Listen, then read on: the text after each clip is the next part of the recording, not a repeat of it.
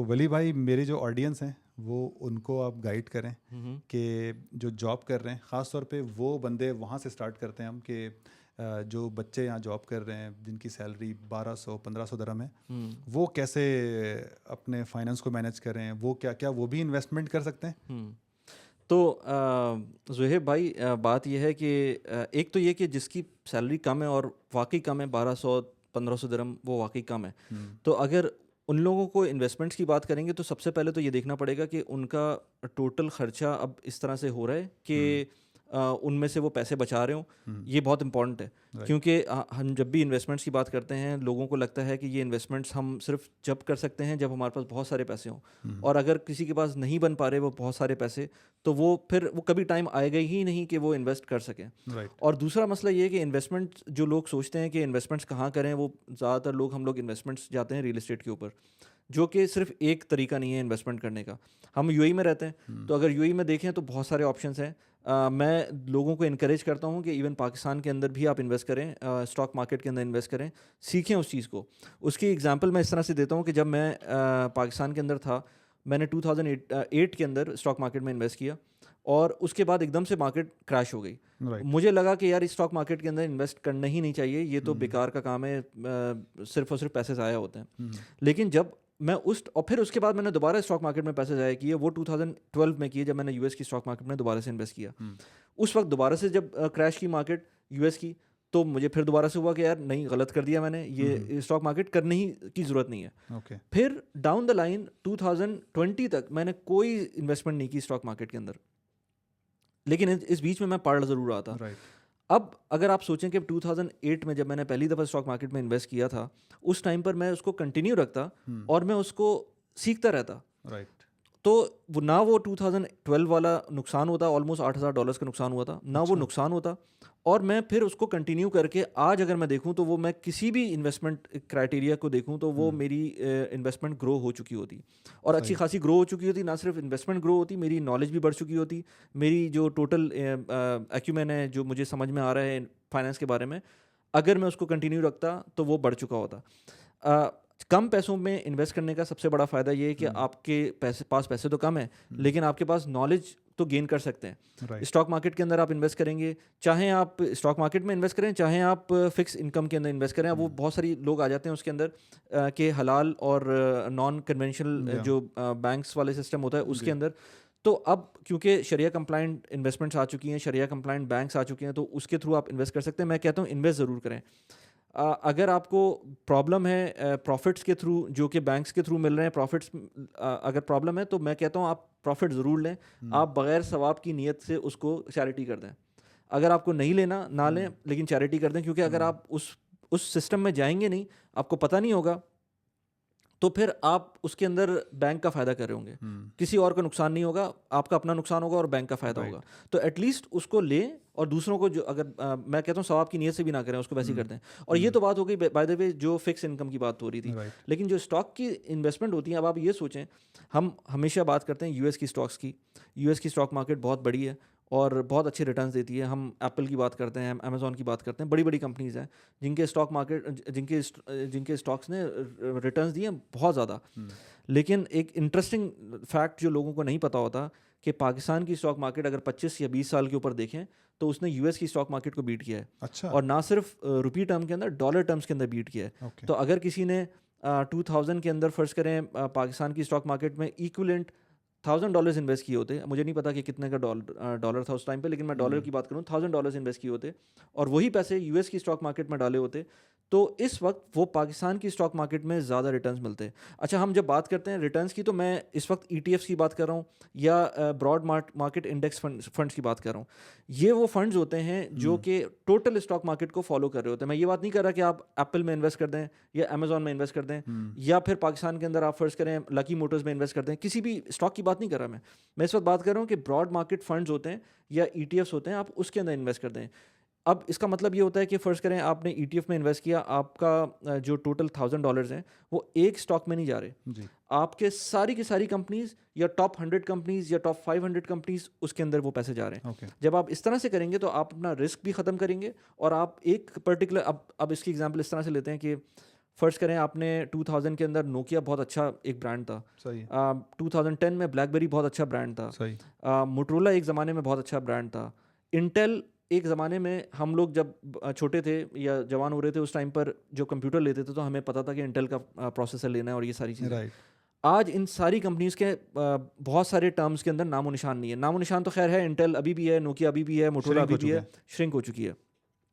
At the same time Apple उस time पर नहीं था।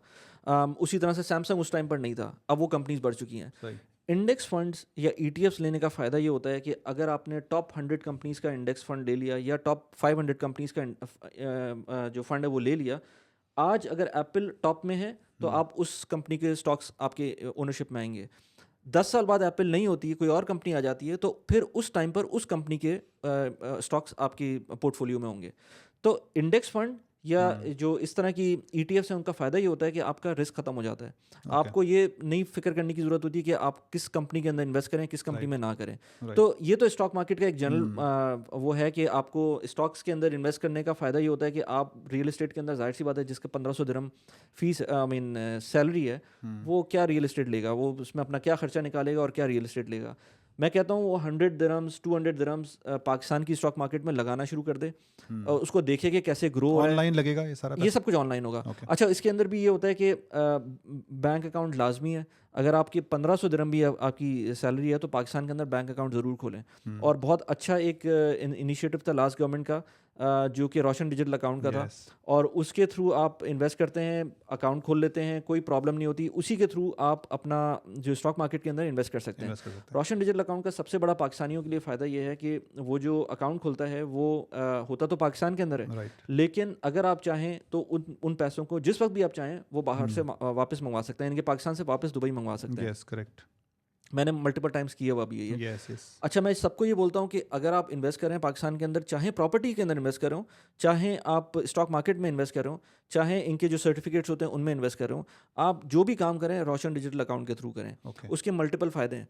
एक सबसे बड़ा फ़ायदा ये है कि आपको, जो पाकिस्तान में बहुत अब इशू बन गया है कि टैक्स फाइलिंग करनी पड़ती है, राइट, तो आपको कोई टैक्स फाइलिंग नहीं करनी पड़ती। रोशन डिजिटल अकाउंट के अंदर जो पैसे भी होंगे इसका वो मतलब ओवरसीज पाकिस्तानी आप ओवरसीज़ पाकिस्तानी हैं, आपके जो भी पैसे उसके अंदर पड़े हुए हैं, जब तक कि उस अकाउंट के परव्यू के अंदर है, आपको कोई टैक्स फाइल करने की ज़रूरत नहीं है। एक सबसे बड़ा फ़ायदा ये। दूसरा बड़ा फ़ायदा ये, वेरी बिग एडवांटेज है, बहुत बड़ा, मतलब मुझे तो अब दुबई में रहते हुए हमें टैक्स का तो अब वो चक्कर ही ख़त्म हो गया ना, अब टैक्स है ही आहिस्ता नहीं। आहिस्ता हम आ रहे हैं हम अब अभी भी पर्सनल टैक्स नहीं है, यस, तब इनकम टैक्स नहीं है अभी, लेकिन हमें तो अभी उस तरह के आइडियाज़ नहीं है। राइट, ऑफ कोर्स जब आप उस सिस्टम में जाते हैं तो आपको समझना पड़ता है। तो सही, एक तो ये कि आपको टैक्स फाइल करने की ज़रूरत नहीं है, ज़ीरो टैक्स फाइल करते हैं आप। दूसरा फ़ायदा ये है कि आप जितने भी पैसे रोशन डिजिटल अकाउंट के थ्रू, चाहे वो रियल एस्टेट में इन्वेस्ट करें, राइट, एक स्पेसिफिक रूट है कि आप रियल एस्टेट में अगर रोशन डिजिटल अकाउंट के थ्रू इन्वेस्ट करते हैं और अगर उस प्रॉपर्टी को बेचते हैं, वो पैसे दोबारा वापस मंगवा सकते हैं। ओके, लेकिन ये उस वक्त कंडीशन में ही होगा जब आप पैसे रोशन डिजिटल अकाउंट के थ्रू भेजेंगे और उसके थ्रू ही इन्वेस्ट करेंगे, इन्वेस्ट करेंगे, तो आप पैसे वापस मंगवा सकते हैं। दूसरा ये कि अगर आप स्टॉक मार्केट में इन्वेस्ट करते हैं, रोशन डिजिटल अकाउंट के थ्रू इन्वेस्ट करते हैं, तो वो पैसे जब आप उसमें भेजेंगे अकाउंट के अंदर और उसके थ्रू ब्रोकर अकाउंट खोलेंगे और उसके थ्रू इन्वेस्ट करेंगे, तो वो पैसे डिविडेंड जो आते हैं, डिविडेंड्स के बारे में बात करता हूँ, लेकिन अगर आपने फ़र्ज़ करें किसी टाइम पर वो पैसे मंगवाने हो वापस, वो पूरे के पूरे आपके यूएई या किसी और मुल्क में जहाँ भी हैं वहाँ आ जाएंगे। आ जाएंगे, इसी तरह से अगर आप नया पाकिस्तान सर्टिफिकेट है या कोई भी इस तरह की प्रोडक्ट है उसमें आप इन्वेस्ट करते हैं, तो वो पैसे भी आप रिपैट्रिएट ये कर सारा सकते कुछ हैं। इमरान खान के दौर में हुआ था, उसी टाइम पर हुआ नया था। पाकिस्तान जो आप कह रहे हैं, हाँ, ये उसी टाइम पर हुआ था। और अच्छी बात यह है कि उन्होंने डॉलर टर्म्स के अंदर भी दिया हुआ है और रुपी टर्म में दिया हुआ है, दोनों अकाउंट खोल सकते हैं, दोनों खोल सकते हैं आप। यूएस डॉलर भी खोल सकते हैं और रुपी भी खोल सकते हैं। रोशन डिजिटल अकाउंट, हाँ। यूएसडी अकाउंट भी हो सकता है, हाँ बिल्कुल, यूएसडी, और उसमें आपको एटीएम कार्ड भी मिल जाता है। और जबकि मैंने नहीं लिया हुआ क्योंकि ज़रूरत नहीं पड़ती मुझको, लेकिन अगर आपको बैंक अकाउंट में पैसे मंगवाने तो पैसे मंगवा सकते हैं। अगर आप एक्सपर्ट हैं और बैक होम पैसे भेजते हैं, पाकिस्तान, इंडिया, नेपाल, बांग्लादेश, कहीं भी पैसे भेजते हैं, तो आपके लिए एक बहुत अच्छी ऐप है टैप टैप सेंड की। टैप टैप सेंड के थ्रू आप पूरी दुनिया में कहीं भी हों, चाहे यूएस में हो, यूरोप में हो,